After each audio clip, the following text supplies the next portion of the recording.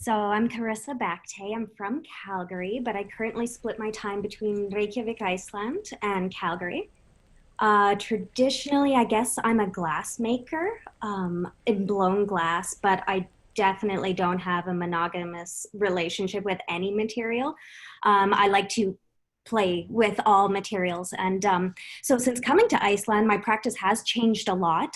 I've just recently been able to start blowing glass in Iceland's only glass blowing studio. So the piece on the right, Isn't She Pretty? The pink part's made out of glass, and that was blown in Iceland using the studio, which runs almost exclusively on geothermal energy, which I think is a really nice part of my practice. Trying to reuse materials or sort of lessen my environmental impact as much as I can. The material, or I guess the fiber in these pieces, is horsehair. And I started using that when I became more permanent in Iceland as sort of like a material proxy for glass. I was working with a lot of glass thread previously, so I'd make these really thin, like unicorn hair of glass. But I wasn't able to work in the glass studio as much as I wanted, so I found horsehair through the commercial meat processing industry. So they still eat horse in Iceland, and I think it's very humanely raised and free range. So I would go to the slaughterhouse and I would pick up the tails that they would save for me.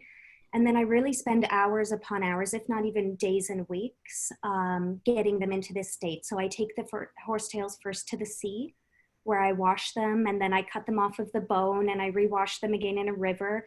And then at that point, I take them home and I wash them in my bathtub and I condition them and I flat iron them. So this process is like weeks and weeks. And for me, it's really about this process of like becoming so intimate with a discarded material.